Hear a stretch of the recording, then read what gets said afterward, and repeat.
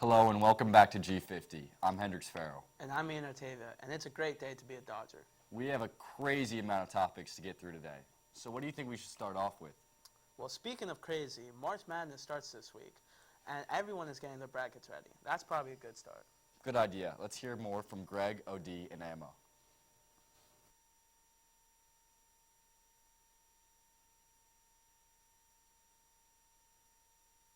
I'm here with Tommy. All right, Tommy. Who do you think is going to be the winner of this year's March Madness tournament? I think Tennessee is going to take it all the way this year. I'm going UConn, back to back. Probably Purdue. Who do you think is going to be in the Final Four? Like, what are your picks? I think I got Tennessee. I'm going to go off the top of my head right here. Tennessee, Michigan State. We're going to go JMU. And then rounding it off, we're going to go, let me think.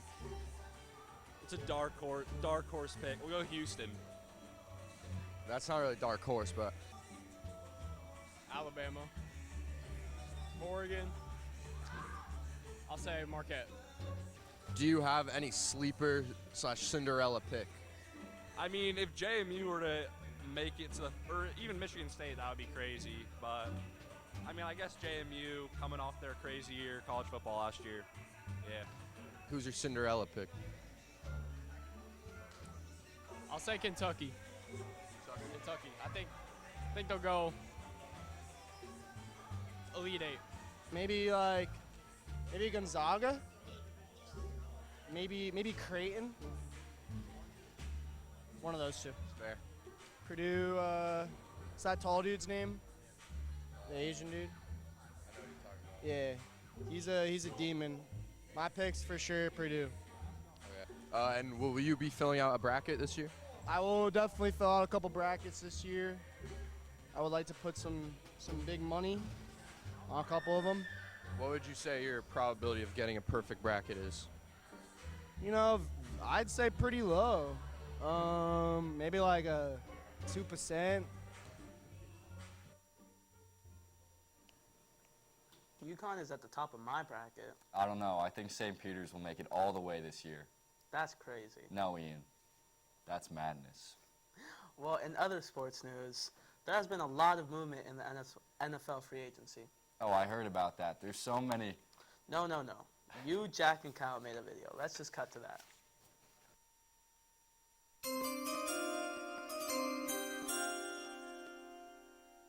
We're here with. Brady Sedano. And do you watch the NFL a lot? I do. Who's your team? Philadelphia Eagles. Ooh, so you've been have you been keeping up with their free agency signing? A little bit, yeah, a little bit. What do you feel about them?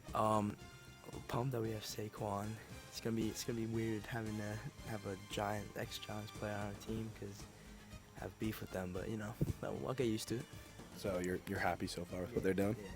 They made some good moves. Tico, do you watch the NFL? I do watch the NFL. Who's your favorite team? Unfortunately, the Jets. Why is that unfortunate? Well, because they suck every year. But next year is our year. Why do you say that? Well, see, we're going to end up getting T. Higgins. So, like, that's an automatic dub right there. Aaron Rodgers is going to repair his Achilles magically. And so that's going to be another dub right there. So since you're really looking into the future, how do you feel about the Jets' free agency? How they've been doing so far? So they got an offensive tackle, which is very good. I think that's very good. They should sign another one and draft another one. And I'm here with. Mr. Dressel.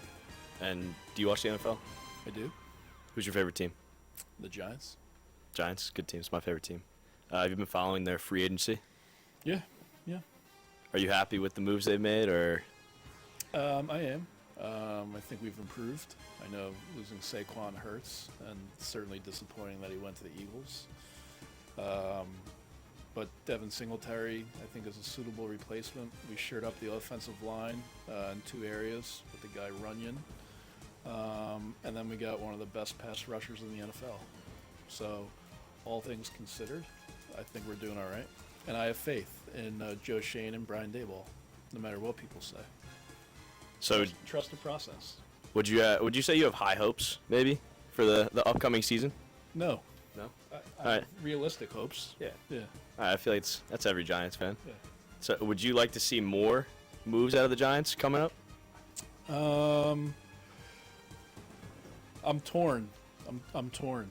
I don't know what they're going to do with the 6th pick. I question taking a quarterback there when you can get a pretty good wide receiver, offensive lineman. I, unlike others, haven't totally given up on Daniel Jones yet. So I'm just going to wait and see. I'm going to trust the process. Yeah. See, I think the problem is they're lacking in a lot of areas. So going into the draft with the 6th pick leaves some many questions for the Giants on who they should take. So. Yeah, I think we go back to Dave Gettleman. He really kind of screwed up everything. And it takes time to fix those mistakes. What an informative and interesting video. My group killed it this week. It was okay. I've seen better. No way. Give one example. I see so many on TikTok every day. Even Alex Earl was posting about Braxton Berrios re-signing with the Dolphins. Well, she won't be posting for much longer if that bill passes through the Senate. What bill? The bill that could potentially ban TikTok in the United States. I would try to explain it, but Catherine, Cameron, and Gabby already made a video on it.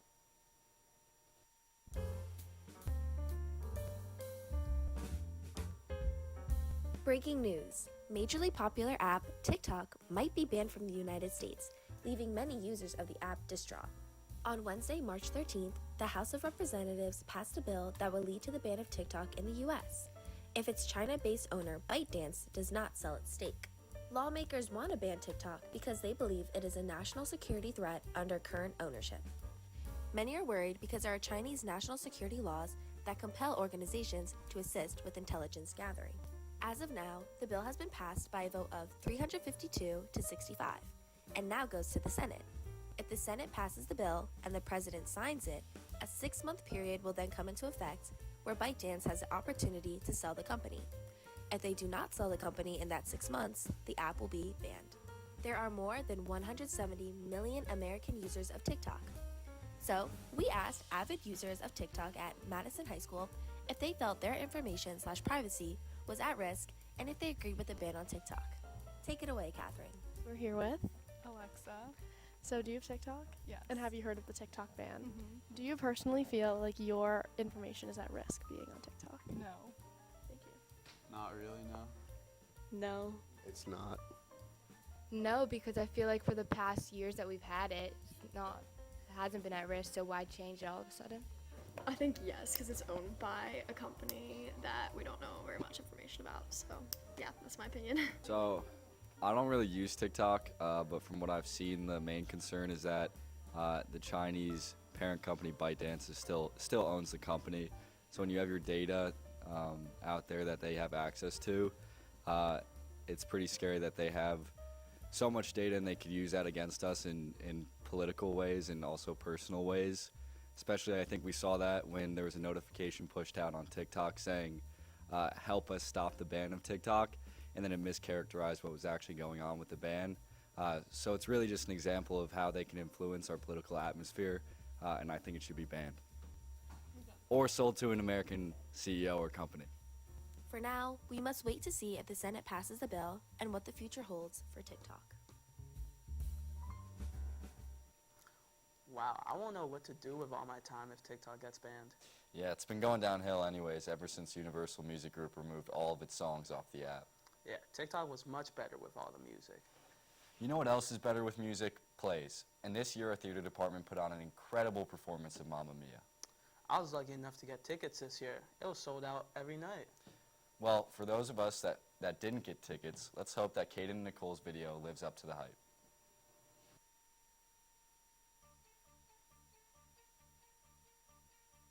Hi, we're here with Ava Vasquez, Isabella Rojas, Lydia Sherman. And what did you play? I played Sophie Sheridan. I played Donna Sheridan. I was dance captain. I played Sky. And what led you to take part in school plays too? Well, I've done them all 4 years of high school, and I've been doing theater for a really long time. So, had to do my final show. I've been doing it every single year, and it's my senior year, so I couldn't miss out. I've been doing theater for a really long time, especially dance, and I've done all the high school shows. So I love all of them. So I thought it was Are you saying it in your head? I had some friends who were doing it, and I had the time, so I did it. And did you form any relationships or friendships with members of the cast representing it? Yeah, most of them are pre-existing from the past years, but I feel like the seniors really bonded this year, and like since we had to say goodbye to everyone, basically, like we all had bonded as a cast. I did. A lot of people that usually don't do the musical this year did it, so it was really fun to make new friends, and I got closer with the directors as well because I had a lot more scenes with them. More scenes to actually. Yeah, I feel like I got to know a lot of the underclassmen this year, and that the seniors got a lot closer, and also some of the juniors, of course. And I feel like we all just got really close, especially at the end of the show. Yeah. I definitely got closer with people I already knew, and I found a new appreciation for people who I thought I didn't like, so that was nice. What's your favorite scene from Monkey? It's gotta be Under Attack because the costumes are really crazy and I get lifted up like 3 times, so that was really fun.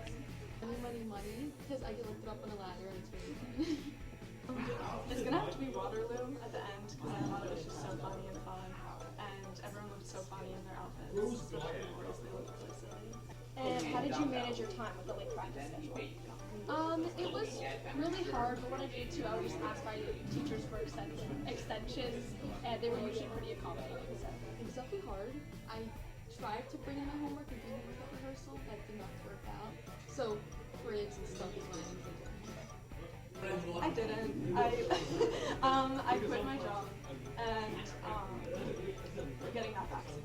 But I just did homework in the morning or like after rehearsal or late. I just stopped doing homework. That's pretty much it. I brought food also to rehearsals. Like I brought like 3 meals every day. And how have you taken part in theater outside school? I've done theater since I was in 4th grade with Spotlight Kids Company, and I'm going to college for it, so it's pretty much my life, yeah. I've done Spotlight Kids outside of school since I was in 7th grade, and then I also work at Selwood Studio of Performing Arts, so I help kids that are in theater or no theater, and I just help them out. I did Spotlight Kids for a really long time. I did some theater stuff at MTech when I was like in first grade. Yeah, I did a lot of theater with Spotlight Kids and I had singing and dance lessons and stuff.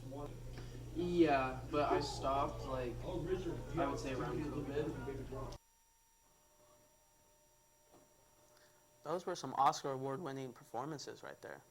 Well, because it's musical theater, I think these performances were actually Tony Award-winning, but I see what you were going for. Either way, this cast was great, and they should get some kind of award. That segues us nicely into our next topic, the Oscars. Let's take a look at the video Ethan and I made.